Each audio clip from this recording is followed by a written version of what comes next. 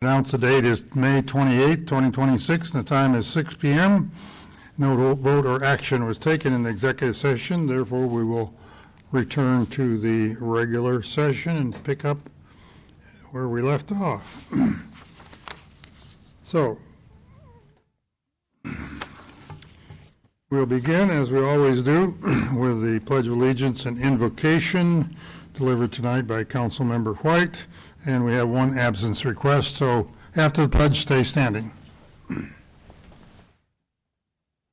Pledge allegiance to the flag of the United States of America and to the republic for which it stands, one nation, under God, indivisible, with liberty and justice for all.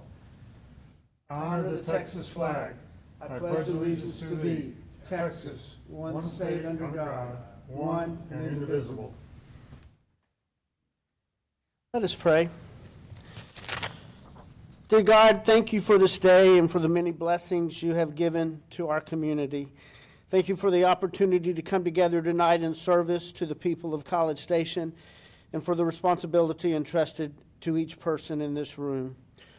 Lord, we have so many things to be thankful for. The freedom to serve, the opportunity to live in a strong and growing community, the safety and support provided by those who protect and care for our city, and the friendships and families we make College Station feel like home. We are grateful for the many people who work each day behind the scenes to keep our city moving forward and for the countless blessings that go often unnoticed in our busy lives. Bless this meeting tonight, bless the conversations we take place, and bless the city of College Station as we continue to work together to build a strong and caring community. In your name we pray. Amen.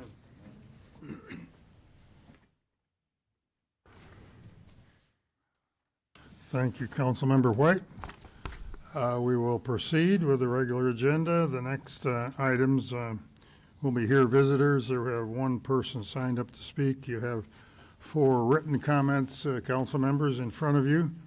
I will remind everyone that does, I think this is the only speaker tonight, but limited to the 3 minutes, the usual time, and we'll be happy to hear your comments. So the individual that I have that signed up to make a verbal presentation is Mr. John Hamilton. Welcome, sir. Hello, Council. My name is John Hamilton, here once again to speak about flock cameras. I had a whole speech prepared, but today I received an email stating that my open records request was denied, or sending to the Attorney General to deny it and withhold information. On April 27th is when I begin trying to get the audit logs about flock cameras and the location of every camera in the city. I was first told that the police department didn't have this information and to ask Flock. I told them that's not true. The city owns this data. And so I submitted another one, got hit with the same thing. I submitted a formal complaint against the entire College Station Police Department. Finally, Lieutenant Harris gave me a call and told me he's sorry for the mess up and he'd be working on it directly. On May 21st, he said, okay, I have it, but you have to submit another FOIA request. So I did that. And today I got an email stating that they're going to withhold the audit logs under 552.108, A1 and A2, stating that it has to do with criminal investigations or investigations that did not lead to a conviction. This is not how any of these audit logs work. These are administrative tools Flock provides specifically for these kind of requests. Flock has the ability to redact license plate information. They have the ability to redact ongoing cases. They've thought of this. And how do I know? Because Brian gave me this information. Brian, Texas, gave me all their audit logs. And because of how Flock works, I have College Station logs anyway. I have 1,763 records of the Flock queries used by the College Station Police Department. For instance, I know in April 2026, it was used 614 times to search up information. I know on April 15th, 64 times it was used that day. You have to cite a reason for why you're using the query logs. The word investigation, just by itself, that's used 5 times. The word invest, that's on there 9 times. And my favorite, invest, a typo, INMVEST. This was 10 times in November 8th, November 17th, November 18th, November 21st by Officer EL. That's what I was given. So the fact that the legal department is trying to tell me I don't have a right to access these logs when they are public information gathered by the city, and Flock makes tools to give them to us through open records request, and I have them from Brian anyway. This is how this technology works, and I'm a little frustrated on it feels like I'm fighting the city to try to get this information when I want to be working with y'all to solve this problem. I'm not asking you to agree with me on the use of this technology or with Flock in general. I'm asking you to stop fighting me and to just care like I care. Thank you. Thank you. Thank you very much, sir. That's the only here visitor speaker we have. I did skip over the request for absence from Mr. William Wright. Council member, Chair will entertain a motion to approve. I move. Motion by Mr. White, seconded by Mr. Schaefer. All those in favor say aye. Aye. Opposed? Motion carries unanimously. I'm sorry, Ms. City Secretary. I did get it done, but not exactly where I was supposed to. Okay, we move on then from here visitors to the consent agenda. We don't have any proclamations this evening, so the consent agenda covers item 6.1, I think, through 6.8. Yes. Do council members have any questions that haven't already been answered on those? I noticed no questions were submitted, but I see, let me start with Mr. Schaefer. Which one? 6.8. I just want 6.8? 6.8. Okay, think it's Mr. Jason. Yancey? 4. 6.4. Any others? 3. Three? 6.3. 6.3, okay. I do remind council members you can submit questions to staff in advance and get answers there, but sometimes it's better to have everybody hear the answers, so fair enough. 6.3 is the first one was requested, presentation, discussion, possible action, agreement between Texas A&M University for the Road to 26 soccer match, Kyle Field, amount not exceeding $500,000. Jeremiah Cook.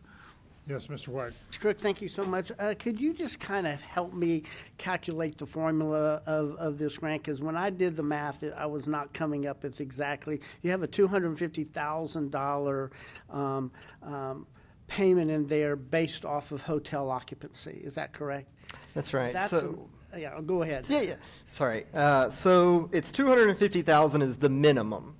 So it's 250,000 off the front. The calculation there would be if you take the hotel revenue that comes in over those 2 dates and you multiply it by our hotel occupancy rate, which would be 0.7, and then you double it. So I get it, that it is a little confusing, but what we were trying to do is tie it back to the fund that is paying for this event. Okay. Right? And so we were trying to tie it back to that hotel occupancy tax. And if that amount, so the 0.7 times 2, if that amount is over 250,000, then we would pay that extra. If it is under 250,000, then they would just receive the 250,000. So you're talking a lot of room nights for 2 days. That's right. Probably even more than a major SEC home football game. Is that correct? Yes. So- So when we ran our calculations, we ran a lot of scenarios to see what events happened in town that would have exceeded the 250,000 versus what events would not have exceeded and kind of where those lines were. So there's a chance that we might not pay up to 250,000 on this particular, or do you feel like it could be even more than that 250? We will pay 250. The 250 is the guaranteed No part. guarantee, but I'm talking It's about. whether or not we go over that, yes. Okay. Thank you so much. Appreciate your explanation. Thank you, Mr. White. Thank you, Mr. Cook. 6.4, presentation, discussion, possible action, approval with Designa Access Corporation, amount not to exceed $962,805 for parking access and revenue control system in the College Station main parking garage. Mr. Pizachik and Mr. Yancey. Thank you, Mayor. Good evening. Thanks very much.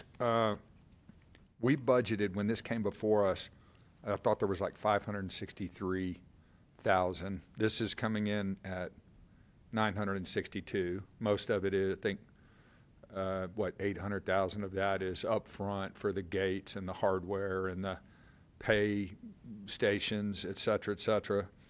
Later, we're going to have a budget amendment that puts another $250,000 towards it, but we're still like 118,000 shy to pay for all this. Where is that appropriation going to be coming from? Yeah, so I'll talk specifically about the project itself, just to point out you're accurate in that the initial ask was about $560,000, the SLA. Going through that, this 962 is inclusive of not only the hardware replacement, which is the lion's share of what we're doing, but the other half of it were a few additional alternate bids that we included.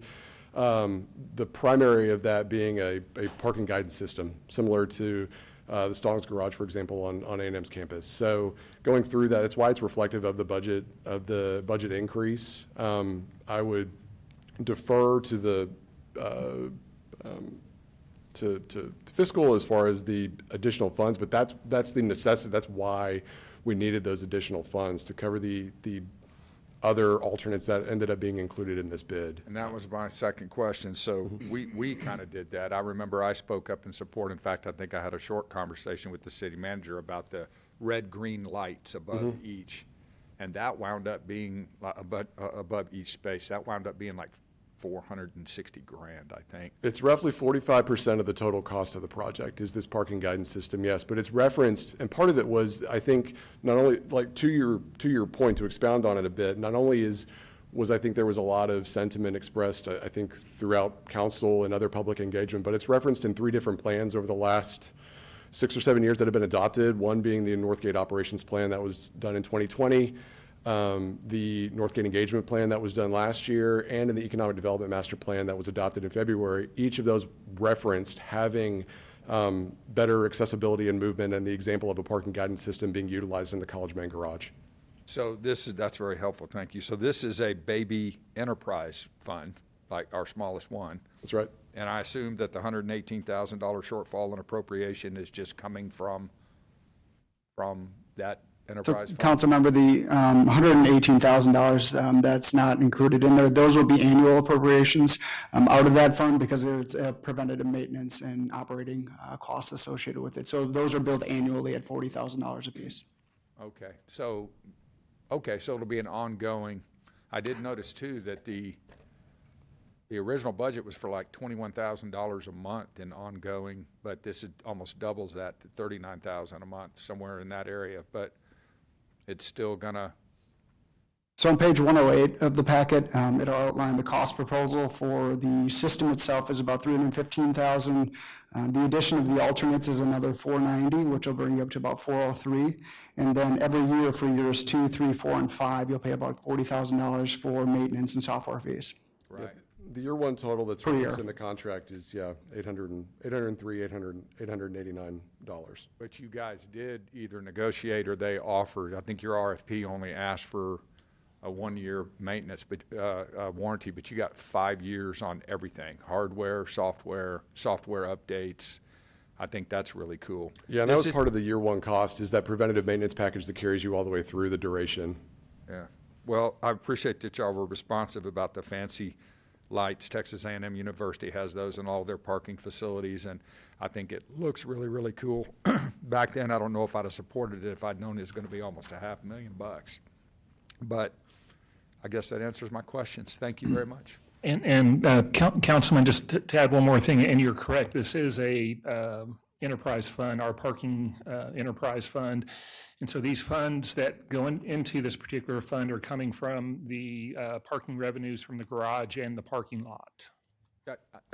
Thank you very much. Yeah, I knew the parking lot was a big piece of it. Last question, since you brought that up. You guys came way off your revenue projection for, let me back up. I think this thing could be a sizable revenue contribution for the city if we found a way to keep it full.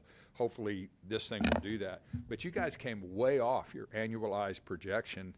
I don't remember the exact number. I want to say like $600,000 in what you think you're going to sell in the way of parking in this thing going forward. Why the roller coaster up and down? In the budget I'm talking about. So I think where some of that came from was when we were looking at what potentially may happen with the parking lot and other decisions that got made along the way there. And so we were, trying to not be too aggressive in those revenue estimates at the time when we put those particular projections together. Some of the parking lot decisions had not been made by council yet. And we've normalized the fees, right, between the surface lot and this parking lot? I mean, to park up close in the surface lot, people are paying more than they would having to walk to the park. I mean, we've looked at all that and really, I just got the feeling, going back to the budget and reading this, that there was tremendous opportunity for revenue here that while charging a fair price for parking, that maybe we hadn't totally maximized. Am I off for thinking that? And I may very well be. So I think it's actually a combination. I mean, it is one of the things over the past few years we have pushed heavily, both the rates in the garage that were low and then around to kind of meet what real demand is. I don't think we're there. And I mean, I would say, I think it's fair that a lot of times any governmental fee, but even in this one, that's kind of a real user fee, there is heavy pushback in different segments of it. So I think there's still opportunity. I would also say, I think we're all talking about it and understand, so people understand this system. The green light, red light thing is really nice. That's super helpful. But one of the big challenges and the reason that people talk about this is because that parking garage, and this is one thing that I think maybe College Station holistically learned when we were talking about Northgate, was that it is not full, even when you think it's full. And that was one of the thoughts about we don't really need the surface parking lot, is we have capacity. So I think one of the reasons that we looked at doing this system, other than it being convenient, is it is trying to change the mindset of people that there is parking in this parking garage and not thinking, oh, it's full because I can see the first level or two. But I think there's still a lot of capacity in there. We've also seen less demand for parking from the adjacent residential structures, where you don't see necessarily that like we used to have. So they're either building it or they don't need as many of those. So the contract parking piece, thank you, is the demand isn't there, which again isn't bad. That leaves room for other parking. But I think we're going through a little bit of a transition where we are requiring people to construct parking, and maybe constructing more than they feel like they have to have. So they're not coming to us and saying, we also need to have that contract parking. So it's a little bit in flux. We have raised rates and we have normalized things better, but there's also just a lot going on down there and other places that you couldn't park before that you could now. And, that's kind of going on. I think over the next, 2 to 5 years, we're going to have a better idea holistically in that area what's going to happen. And again, we're going to talk about Northgate sometime this year, and that'll probably be a part of it too. Parking always is. But yeah, all that is really true. And for people listening, that's really part of this kind of initial investment, is that, if you're looking at how you get the most, whether it's financially or culturally or whatever, you want a parking garage to be full. We don't want to use other spaces that could be good for whatever they are for parking when we have a parking garage that can't be used for anything cool. So that's kind of the intent behind all of it. Good copy. Thank you. Thank you, Brian. Thank you, Mayor. Okay, thank you. Mr. Schaefer, you asked for 6.8. 6.8, if I can flip the page here. Presentation, discussion, possible action on an interlocal agreement with Bryan College Station MPO for South College Avenue, University Drive, complete streets plan in the amount of not to exceed $40,000. Thanks, Jason. Hopefully, a pretty straightforward question. As a part of this, you mentioned that the city's in the process of selecting a consultant to help perform a Northgate pedestrian and bicycle safety study, and I was simply wondering where that stands. I know these things take time, but it's been out there as something we were going to do for quite a while, and I just kind of wanted to get an update. Okay, yeah, that is a somewhat, I guess, related project to this, that the Public Works Department is in the process, and the firms have responded, and a firm has been selected that is currently in negotiations with the contract. So there is a firm selected, and they're just working on what the cost is going to be. Right, and that contract will come forward to council when it's ready to do so. All right, that's really all I wanted to know. Thank you very much. Okay, thank you. Thank you very much. Those are the questions that council members raised on item 6.1 through 6.8. So the chair will entertain a motion unless someone wants to remove an item on all of those items, 6.1 through 6.8. Mayor, Motion by, can I ask a budgeting question? before we get to that, yes? Yes. On one of these items? Yes, sir. The parking garage is predicated on an approval of an appropriation later that we haven't voted on. We will vote for the budget amendment, but in the event we didn't, this item is stranded without appropriation. So should we just make it pass the whole packet, but make it contingent upon the parking garage passing later? Or does it not matter? Let me ask our city attorney, this vote, obviously, on that particular item, 6.4, that he's raising a So- question about, if we didn't pass the budget amendment later on, that would not be funded? Well, if council chooses not to approve the budget amendment, then we would not have all the appropriation we would need for this project. And we would come back and either, and I'll again look to the city attorney for some help on this, on the timing, either at the next meeting or possibly at this meeting, you go back and reopen that item. Without hearing from city attorney, I would assume we would go ahead and vote on this, and if for some reason we don't vote on the budget amendment, then we'll have to come back and deal with it later. Is that fair enough? Is that okay, Mr. Attorney? Yeah, I think if for whatever reason the budget amendment did not pass, or if you removed that item from the budget amendment, then you would either go back to this item during this meeting or go to the another meeting and redo it, or you could pull it off of this if you wanted to.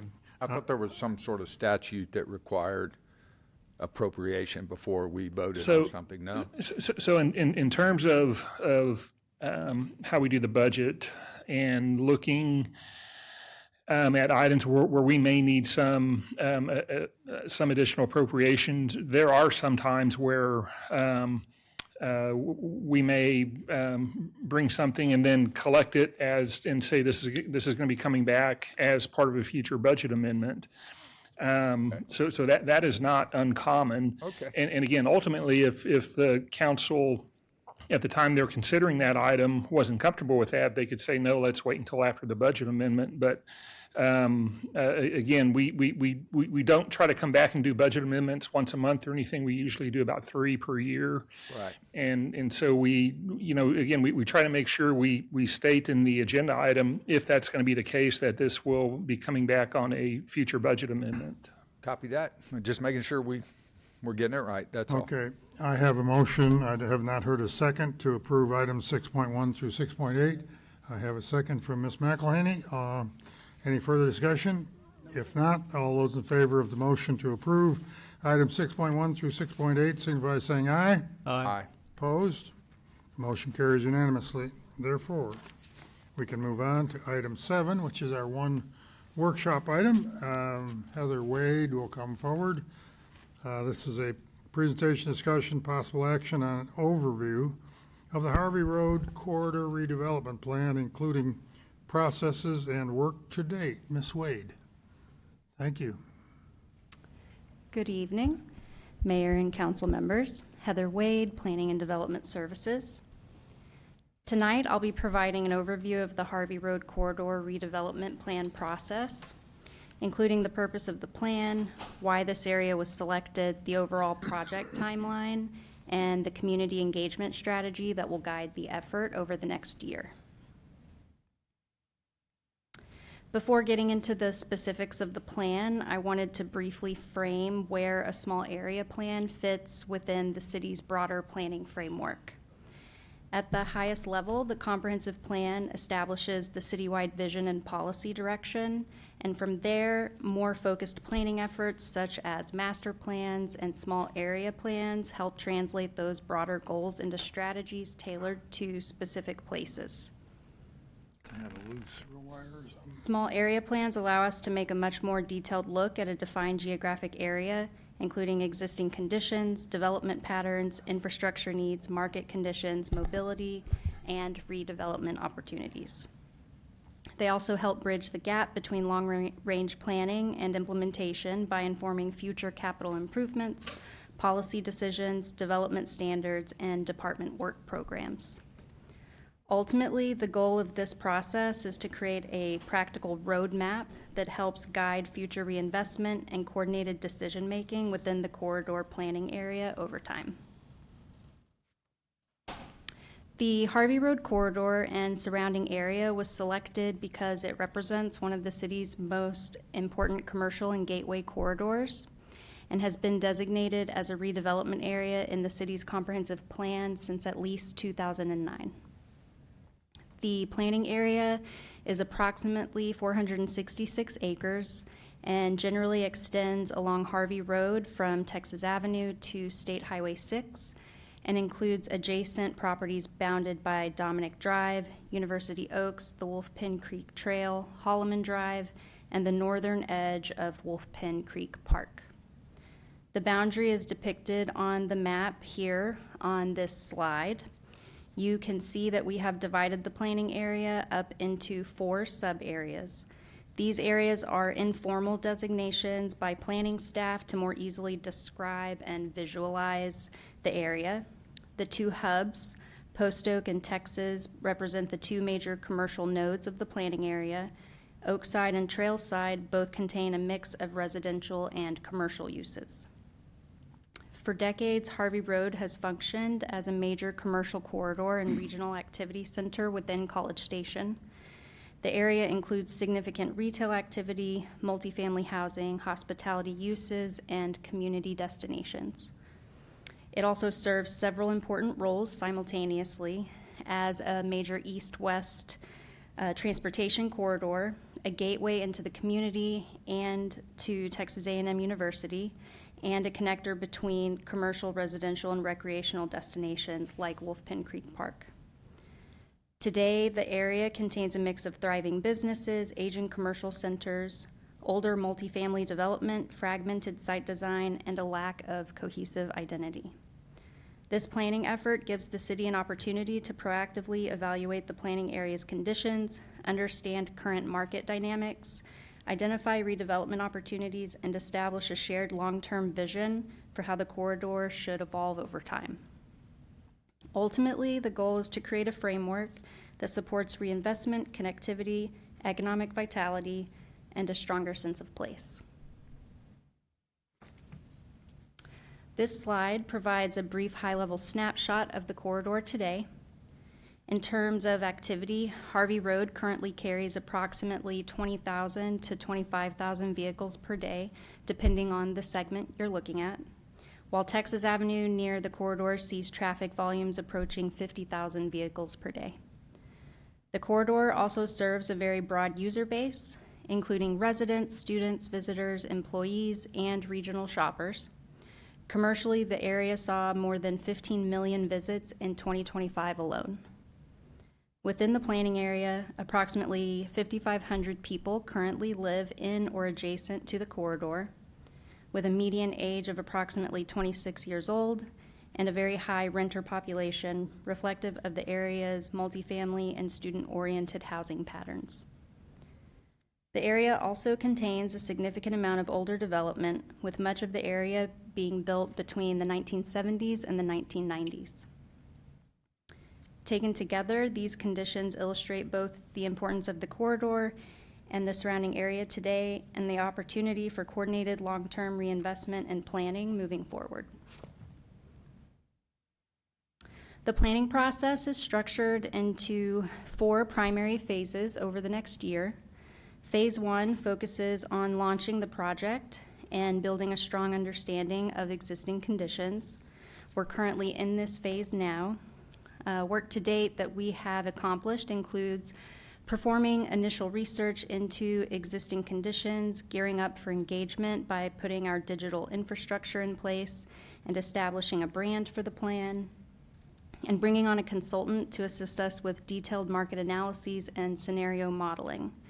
During this phase, our initial engagement activities will also begin. Phase 2 centers on community visioning. This includes broader public outreach, stakeholder engagement, workshops, and identifying community priorities, opportunities, and concerns related to the corridor's future. Phase 3 moves into actual plan development. During this phase, redevelopment concepts, urban design strategies, connectivity and mobility recommendations, and implementation approaches will be developed and refined with public feedback. Finally, Phase 4 will focus on adoption and implementation, including public hearings, final plan refinement, and development of an implementation roadmap to guide future action. One thing I wanted to emphasize is that this process is intentionally iterative. Community engagement and feedback will occur throughout each phase rather than being limited to just a single point in time. With that, community engagement really is a foundational component of this process and is led by city staff. The engagement strategy is designed to provide multiple ways for residents, businesses, property owners, students, and other stakeholders to participate throughout the process. This includes broad community outreach tools such as a project website, email updates, social media, media outreach, and online surveys.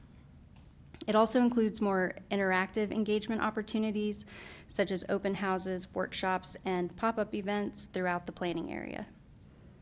In addition, we anticipate targeted stakeholder collaboration with property owners, businesses, neighborhood representatives, institutional partners, multifamily residents, hospitality stakeholders, and student organizations to ensure that specific perspectives are incorporated into the planning process.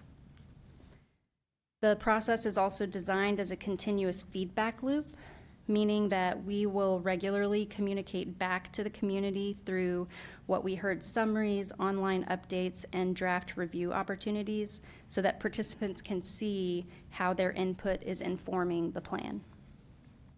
Overall, the engagement strategy is intended to move from listening to envisioning to testing ideas, refining recommendations, and then ultimately adoption. In terms of immediate next steps, staff will be launching the project website, forming a plan working group, and continuing existing conditions analysis work over the next coming weeks.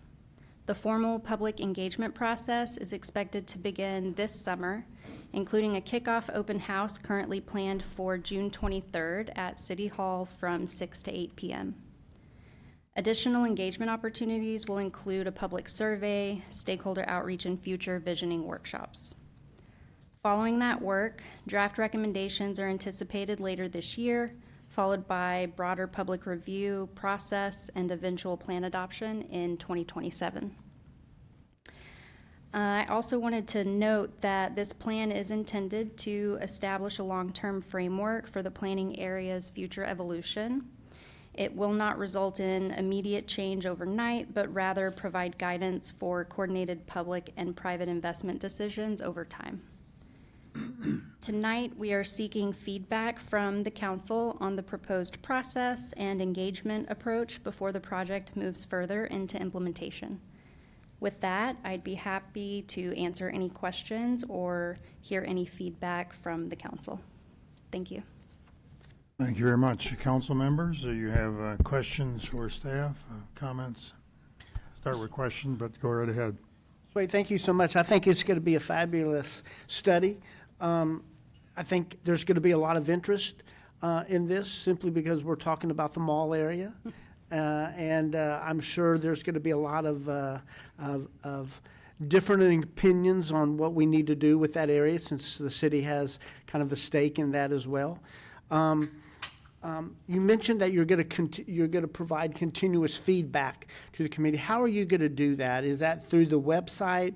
Because I'm interested to follow this fairly closely. How's the feedback going to be given to the community? Yeah, so as we get results of various pieces of the planning project, like our existing conditions report, that will go on the website. We also have an email sign up where anyone who is interested in getting updates can sign up to be part of that email group, and then as things become available, they will be notified. It'll also be a way to advertise for future events and things that we're adding to the website.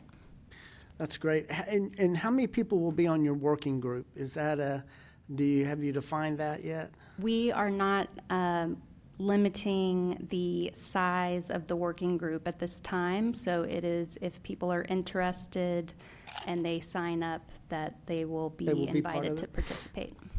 Thank you so much. I'm going to look forward to it. Thank you. Ms. McElhaney? I'm not one to correct my colleagues from the dais, but that is no longer Mrs. Wade. That is Dr. Wade. I'm sorry. Congratulations, Heather. My sincere Thank you. apologies. My sincere apologies. Thank you. No, I noticed it on your slide. Congratulations. I'm really impressed with the credentials all you guys carry, and then you pop up a freshly minted PhD. Congratulations. Thank you so much.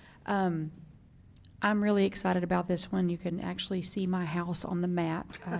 So it's close to home. I drive that corridor every day. And it's in severe need of some love and attention, and I'm glad that we're going to put a spotlight on it. I really think that this is an opportunity for us to develop something that is our own version of Century Square.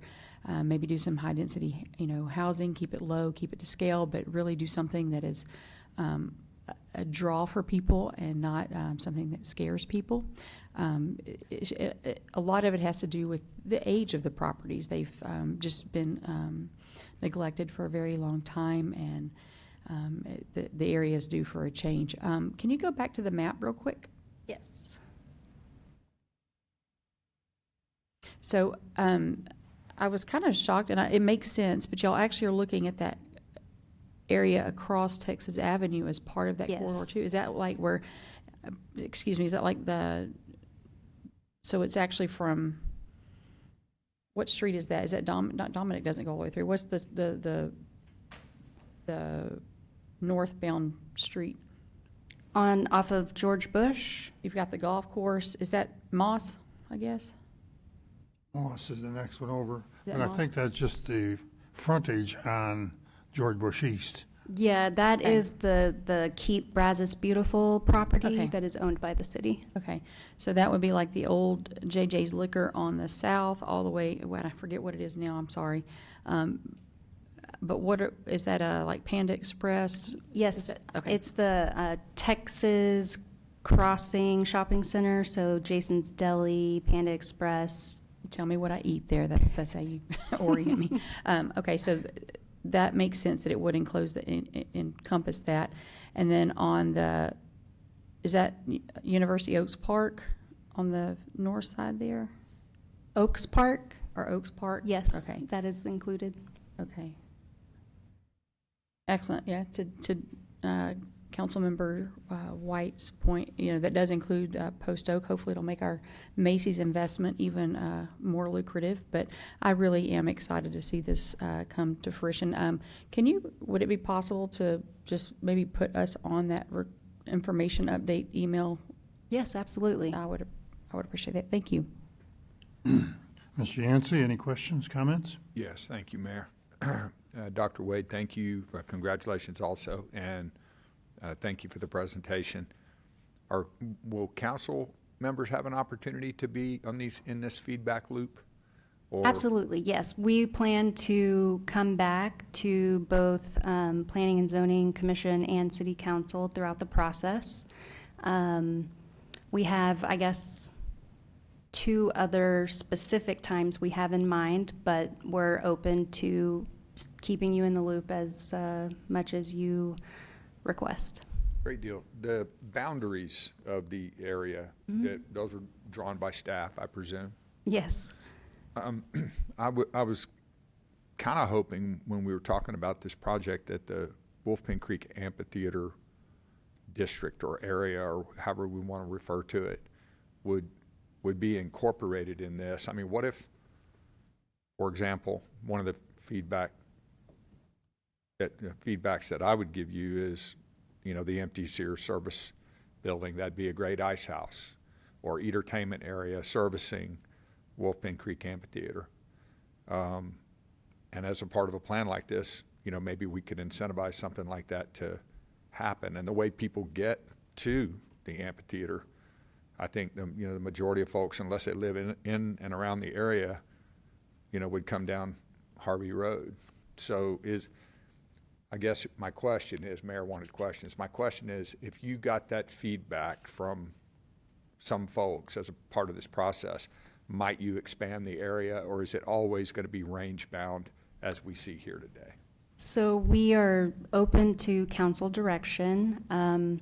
I will say that the actual boundaries of the planning area was heavily discussed amongst staff and several different departments, including both parks and economic development. And I think you probably can see on the map there, the Sears building is included. But when it came to considering whether or not to include Wolf Pen Creek Park or parts of that park, the decision was really made to keep it separate because it will be likely undergoing it'll be part of the Parks Master Plan. And the RFP response that we'll be hearing about soon, I would imagine. So we, didn't want to overlap with that, and but we also recognize that there is synergy, maybe synergy in all of our work. There is a focus on how do you connect Wolf Pen Creek Park to this area and ultimately to the university. So it would be like, this is a distinct district. Wolf Pen Creek's kind of a distinct district. It's Correct. Adjacent, so we need to connect them, but not plan them together necessarily. Is that kind of what you're saying? That's kind of how we were thinking of it. Interesting. Yeah, I probably would have included it in there, but it's a great plan, great presentation, and I appreciate it very much. Mr. Schaefer. Thanks for the presentation, Heather. I don't have any questions. I'll be very interested to see how the process goes and look forward to participating in it. Thanks. Thank you. Let me just add a couple quick comments. I think I understand the logic of Wolf Pen Creek Amphitheater, festival grounds, and so forth being planned according to what we've already got underway. Obviously, I think the synergies there, I agree with the comments to my left, that you sort of have to think about it as well, and however that develops, which is subject to a separate analysis that I hope comes up pretty quickly. So I'm happy that you have separated it out. But I do have one just major question, probably pretty easily answered. The main corridor here is Highway 30 Harvey Road. Tell me about the interaction with TxDOT, which owns that road and has already done some improvements on it, but for the lack of a better term, our adaptive transportation master plan goals don't really appear very much along that. How do you see TxDOT fitting into this discussion of the whole corridor? Yeah, so very good point. I definitely think that having a TxDOT representative will be a critical piece to, say, like, for example, the working group. Our department does work closely with TxDOT and has a connection through our transportation and mobility division, which if Jason is here and he has more he wants to add, he is more than welcome to. But yes, we recognize they're a critical partner for this plan. Yeah, I would think that needs to be pretty clearly stated up front, because particularly the pedestrian services along that road are not adequate. And I know they have, as a matter of fact, as I recall, they have a plan to do some things along that road.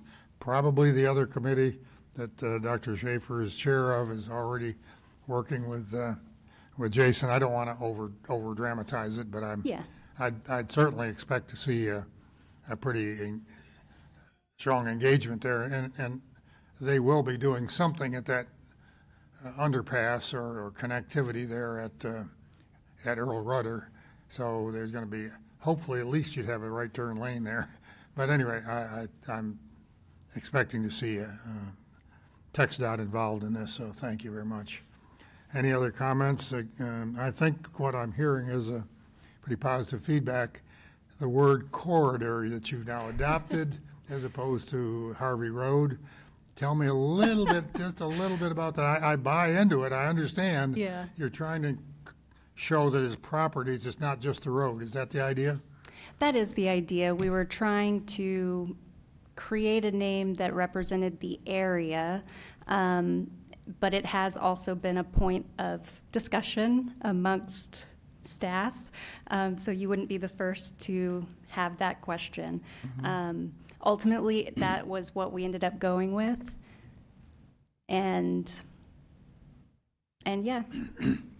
Well, you got hubs at both ends. That's creative, and then you got Oakside and Trailside. That's interesting, well named, and it looks a little bit like a key. So, if you It does figure kind out of how look to like that. elaborate that key to the city here, I can remember back in the '90s when University Drive overlay was placed on that, and look what's happened on University Drive.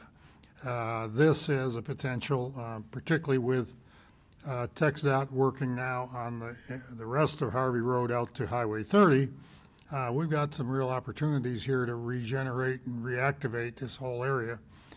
So I think elaborating some smart planning here and coming back to council with recommendations and ideas about how we can maybe do some city-initiated efforts along there, entitling some land in a way that allows future investors to make it easier for them to reach in and do something is really a positive goal for the whole effort. So on behalf of the council, I think I can just say thank you, Dr. Wade. We appreciate your efforts and all of those of staff that you worked with to get us this far, but this is just the beginning. Just the beginning. Thank you. Thank you very much.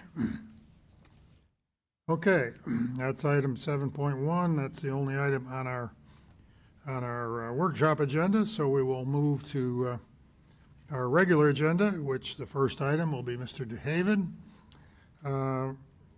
Presentation, discussion, and possible action on a resolution directing publication of notice of the intention to issue certificates of obligation series 2026 and providing an effective date. Mr. DeHaven. Yeah, Michael DeHaven, Fiscal Services.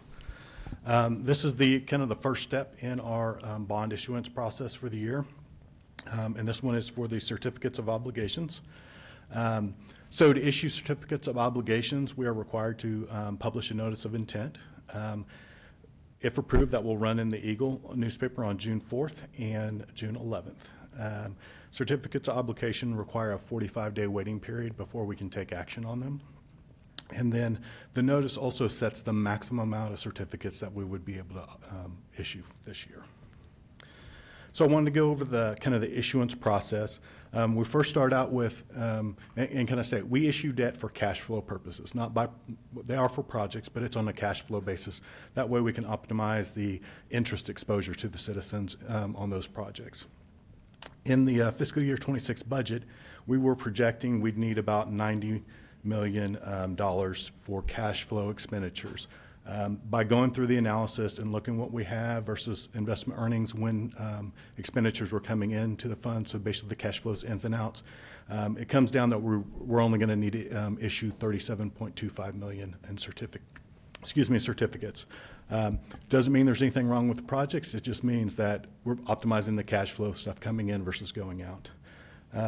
And also in this process, we also review the assumptions in the INS debt service fund, the tax rate, basically on what our existing debt obligations are. And we have a planned 2014 general obligation bond defeasance, so we'll be coming back to you this year. But packaging those all together, making sure all the assumptions are still intact. Here's the timeline. Basically, tonight is the notice of intent to issue that approval. Then on June 15th through 18th is when we'll distribute the preliminary official statement to the rating agencies on the bonds. We also have conference calls that week with both S&P and Moody's. And then on July 23rd is when we'll bring back the parameters ordinance, and that's basically the authority from council for us to go ahead and issue those bonds. We'll try to price the week afterwards. Again, that's fluid based upon where the market conditions are, but normally it's like the week afterwards. And then within 30 days, we'll have closing and delivery of the funds of those bonds. And that's all I got, so open to questions. When do you plan to bring that defeasance on the 2014 bonds back to us? That would probably be later this summer. Okay, so you sort of looked at it 10 years out, 12 years out? Yeah, And it's available? It is available to call, and we've been doing analysis on it since last year. And it was actually planned in the budget last year, and so we continually watch it. But that, whether we do that or not, will not affect what we think we need here? No, not at all. Okay, thank you. Questions, other questions for staff? Mr. Yancey? Thank you, Mayor. I'm glad you brought that up. That answered one of my questions. Do we offer 10-year call protection to the buyers of our IOUs? We do. Okay, and that would apply to these as well? Correct. And this is $37 million in principal, but it'll be $17 million over in interest over the life of the payout. So it's basically about a $55 million to the taxpayer over blank years. 20 years. 20 years. Yes, and that is correct. And you do a great job with this stuff. I appreciate it. This is for water exclusively. Yeah, and I can go back to that slide. You can see basically those projects. This one is specifically for the water wells, the new water wells that are coming in. And so the item that we just approved on consent, with 20 whatever million it was, this will be partially funding that. This is helping to cash flow basically going into the next year. So we had issue funds last year to cover a lot of the expenses that were coming in this year. Just clarifying that for the taxpayer so they know where their money's going. Great job. Thank you very much, Mr. DeHaven. Thank you, Mayor. And since that is water, that's ratepayers that will be That is paying correct. off That comes to the ratepayers. Yeah. Yep. Mr. Schaefer, any questions? McElhaney? No, I had the advantage of hearing a lengthy explanation in the Budget and Finance Committee meeting, and I'm really just in awe of how y'all move the money around and keep the cash flowing to keep our city running well. So thank you.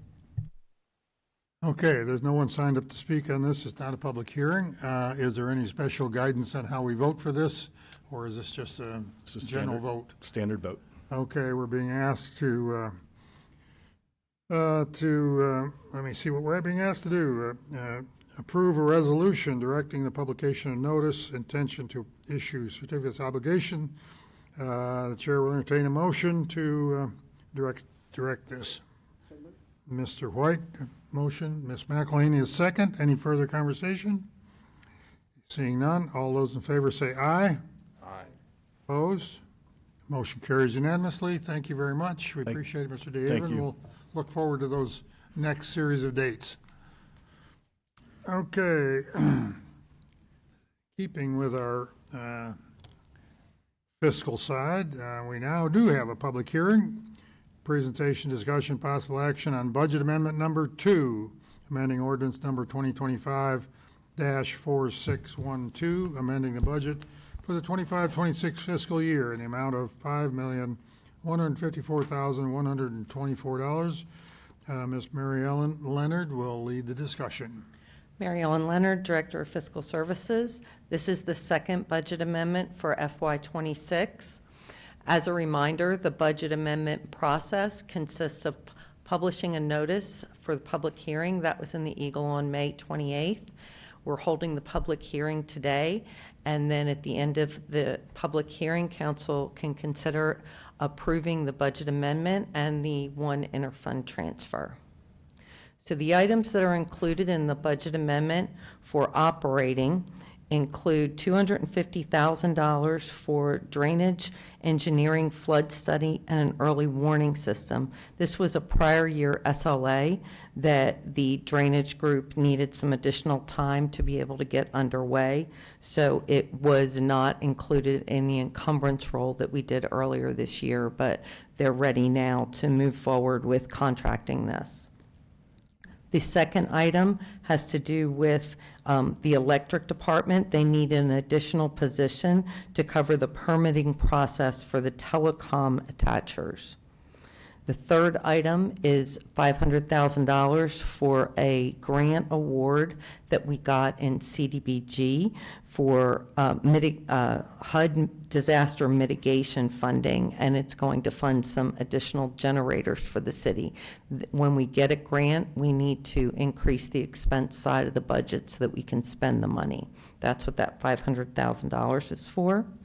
The $126,700 is for the self-contained breathing apparatus that'll be needed in Fire Station 7. It'll cover the new engine, the new command vehicle, and the supply cache. We've already had a discussion about the $281,000 for the appropriation for the Northgate Garage parking system.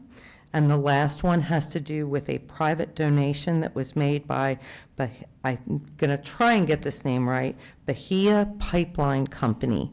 Bahia Pipeline Company has given the city $52,000 for support in land management for the Lick Creek National Park for native plants, and the Parks Department will be handling the administration of that grant. In total, the operating budget would increase by $1,304,124 with those items.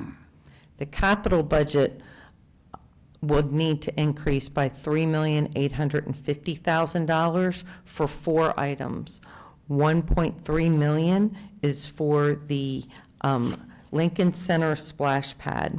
The Lincoln Center splash pad the Lincoln Center is getting a new splash pad, and the $1.3 million is construction funds that would come out of Parkland Zone 1.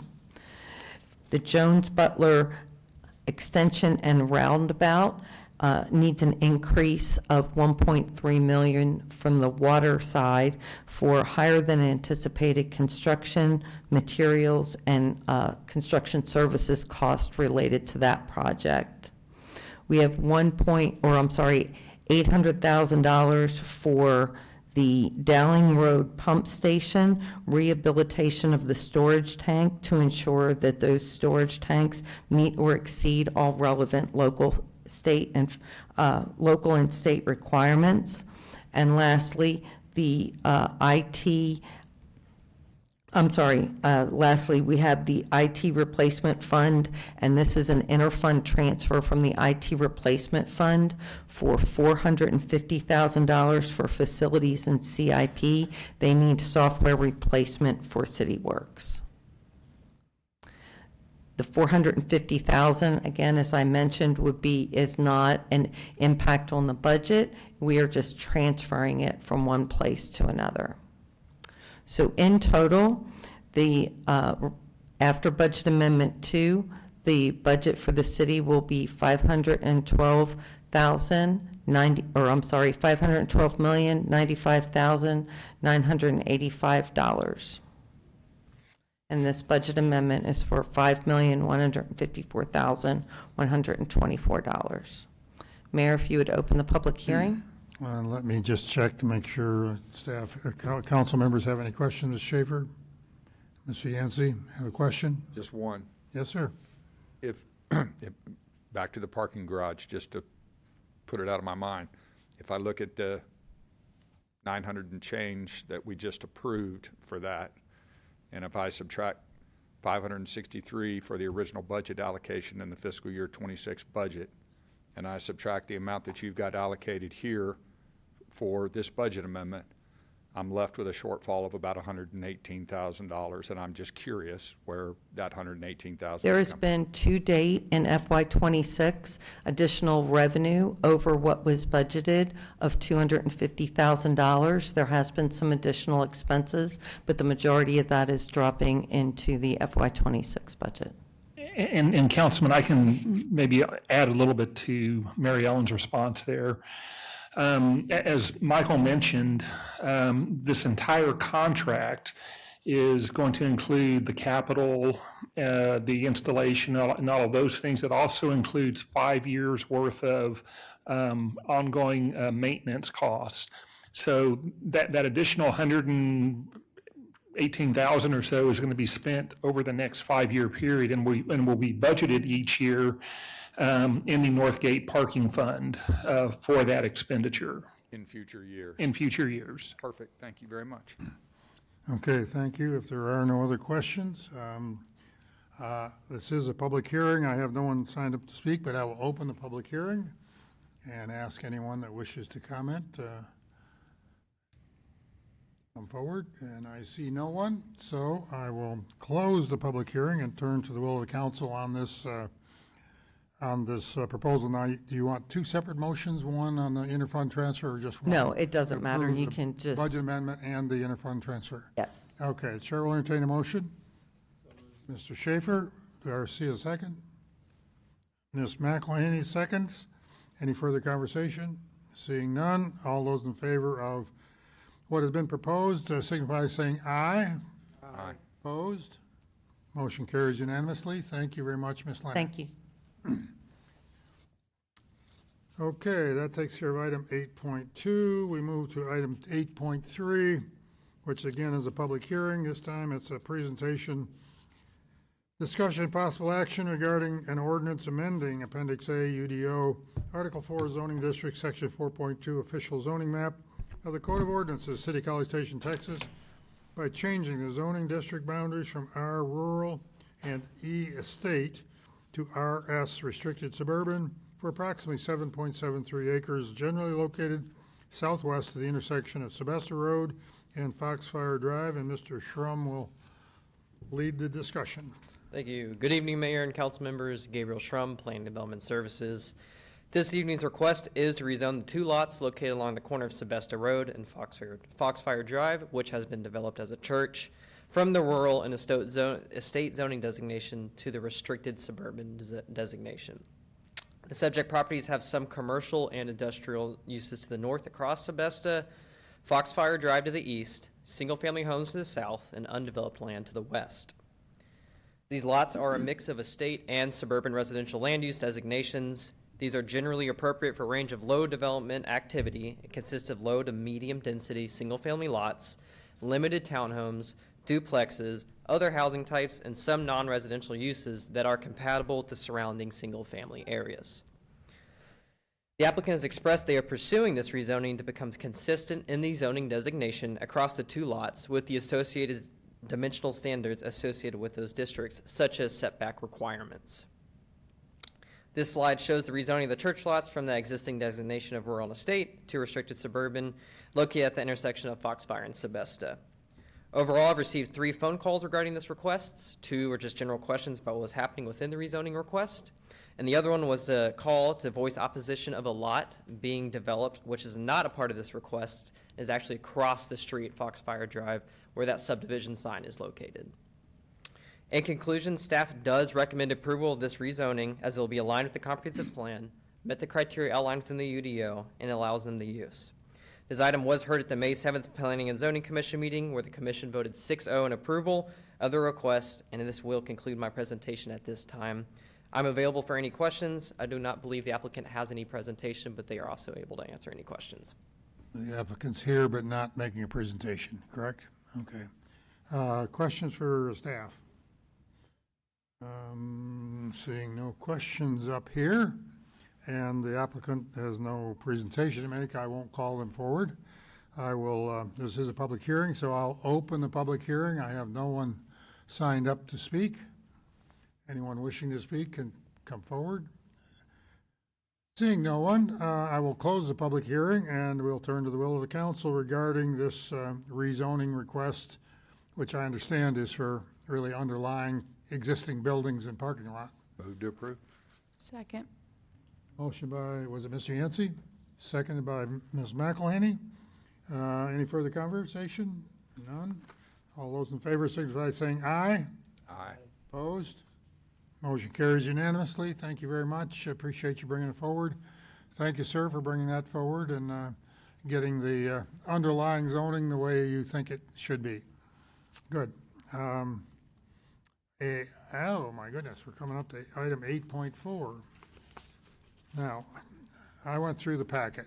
There's 800 pages associated with this item. I've seen a lot of it before, so I hope we aren't going to go, I know you're not going to lead us through all of that. But it's, let me just, it's quite a lengthy, but let me just read the caption here.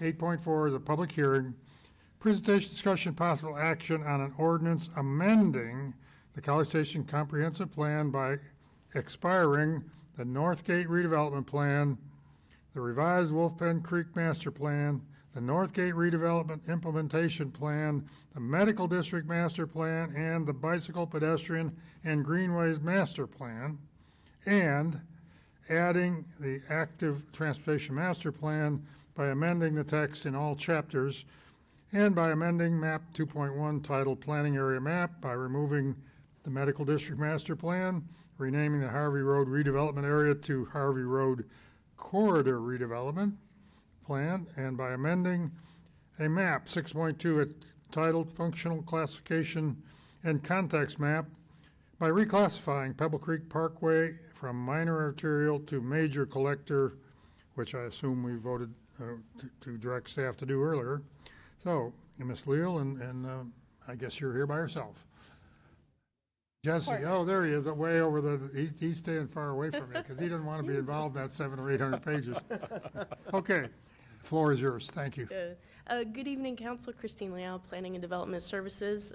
So this evening, we're bringing forward several proposed amendments to the city's comprehensive plan. So I'll start by presenting the amendments that are based on the recommendations from the 5-year evaluation and appraisal report that was done in 2025. And then following me, you'll hear from Jesse DeMallo regarding the part of the amendments referring to the adoption of the Active Transportation Master Plan. So the 5-year evaluation and updates and the Active Transportation Master Plan were two separate but concurrent processes. It just so happens that they both wrapped up at the same time, so we're bringing it as one single amendment. So starting with the comprehensive plan 5-year updates, in September, this past September 2025, both Planning and Zoning and Council voted unanimously to approve the recommendations in the 5-year evaluation and appraisal report. And since that time, staff has been working to actually implement those changes in the comprehensive plan. So in general, I would characterize most of the changes as housekeeping items. But if you've had a chance to look through the red lines, you'll notice there's a lot of proposed changes. I am not going to try and cover all those changes, but I'll highlight some of the more significant ones, but I'm happy to answer any questions on anything that you saw and how the recommended changes meet the intent of the report. And please stop me with any questions. At me? Okay. So first of all, propose to remove 2 maps. So first of all is map 6.1, 2045 number of lane miles. So this map has caused a little bit of confusion among some developers and residents. So this map is just depicting how we anticipate the network could develop by 2045, but it is not necessarily dictating how roads must be built. So that is determined by its functional classification and other specifics that are worked out through the development review process. So this map's not guiding that process. And so to remove any of the confusion, is proposed for it just to be removed. The other is map 8.1, our priorities annexation area. So due to limitations on municipal annexation now, this map is no longer very meaningful. Future annexations are will be primarily voluntary. So this map's not really guiding our growth management strategy. So it's recommended to be removed as well. Holding it backwards. Okay, so some of the maps that we're keeping, we're recommending some updates. First of all is adding an as-of date to all the maps. So we have static maps that are within the comprehensive plan, but we also have interactive maps that we maintain. And so they almost never match. So that's why we're proposing to add a date to the an as-of date to the static maps. So remove some of that confusion. Map 2.1, our planning areas map. So proposed to remove the medical district in accordance with our small area plan auditing process that we established in 2022. As you've already discussed, updated the planning area name and boundary for the Harvey Road Corridor redevelopment plan. We changed some symbology of the redevelopment planning areas to ensure that the redevelopment areas that are for planning purposes do not get confused with our redevelopment areas on map 2.2 that have implications in the UDO. So not an amendment to the plan, but there's also a proposed change in the ordinance to officially retire the 4 associated plans that Mayor read earlier. So I won't read them again, but I did get a question from a Northgate stakeholder passed through to me through economic development. They were a little concerned about us retiring those plans. What did it mean? And so we assured them that it's not that we're deprioritizing that area, it's that these plans are 30 years old and they're not really guiding any of our activities in that area. So this is just formally retiring this as the process that we already did as part of the audit in 2024. So just wanted to make that clear. And the same would go for the medical district, correct? Right. So whatever that planning looks like moving forward, it will be something else moving forward. It's not these plans. And while you're on this slide, I'm surprised that Rock Prairie is not depicted as being a 4-lane arterial, that it's not depicted as a, what do you call it you call it a? This is main corridor. A main corridor. I mean, if you look at that map, doesn't it kind of scream main corridor right there on Rock Prairie? Plead the fifth. I mean, I see other thoroughfares that are not, because, I mean, Harvey Road is also not on there, so. Okay. I'm not sure. So that wasn't like some purposeful omission by? Not at all. Okay. Thank you very much. And so next is map 2.2. That's our future land use and character map. So we updated that map to just reflect comprehensive plan future land use changes that y'all have already approved. So just updating that map to make it current since 2021. We converted any future land designation to parks and greenways for any new dedicated parkland since 2021. And we removed the future land use designation for any thoroughfares that have been built since 2021. Then map 5.2, 5.1, our parks and greenways map, we just added 2 new parks to it. And map 7.1, our public facilities map, we added 3 new public facilities to that map. So also, as far as maps go, the report also recommended that we evaluate the appropriateness of the thoroughfare plan along Pebble Creek Parkway and its future extension. So there was 2 parts to that. One was the classification as a minor arterial. So there was general consensus among concerned residents, staff, and city leadership that it was a reasonable modification to the plan to change that classification from a major collector to, we're gonna get there, to a major collector, minor arterial to a major collector. And so that's what you see on the map. That's that green that is now turned to the orange color. The second part of that was the removal of the extension, and there was less consensus around that, so that went through a separate process. That's already been worked out. So one of the amendments is, as you see here, the change to the thoroughfare plan, which is just changing the classification. The next was some contextual data that we updated. Chapter 1, a data snapshot, which just contains a lot of demographic data, census data, and data that we collect in the Planning and Development Services Department. We updated Chapter 2. There's a table that has a summary of the total amount of acreages per future land use designation. We updated some housing existing conditions in Chapter 3. And in Chapter 8, we updated our population projections, which is the graph you see here on the screen.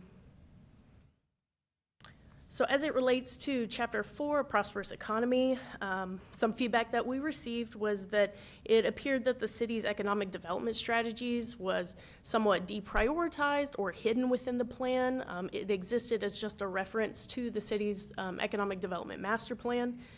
So we were asked to somehow reincorporate the economic development master plan into Chapter 4. And so what it was agreed on is that we would update Chapter 4 with some goals and strategies of the new economic development master plan once it was adopted. And so that's what we've done. We've expanded some of the narrative in that chapter, and we added strategies from that master plan as comprehensive plan action items. So the primary resource for the economic development strategy is still the master plan. This just provides just a little context within the comprehensive plan. We also had some legislative-driven updates, so we removed references to who's and who's. We added a narrative regarding the legislative change that now allows property owners to petition for release from the ETJ in our growth management strategies in Chapter 8.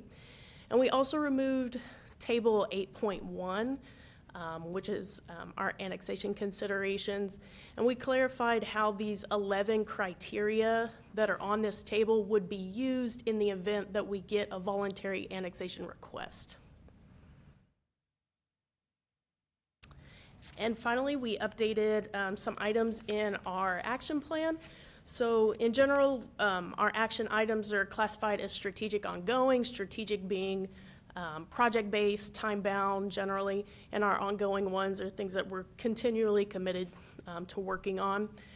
And so we had some that maybe weren't quite classified right, so we reevaluated those and changed some of them into a different category.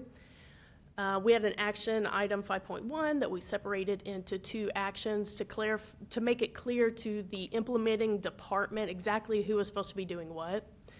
And then there were a couple action items that we combined because the way that they were being implemented was virtually the same across a couple of somewhat related items. So we combined them into one item, and those are the ones you see here. To conclude, the Planning and Zoning Commission heard this item at their May 7th meeting and voted 6-0 to approve the amendments. And before I hand it over to Jesse, I'm happy to answer any questions on any of the proposed amendments. Not yet. Not yet. This is menacing. Okay, sounds good. I think for now, for questions later. Sure.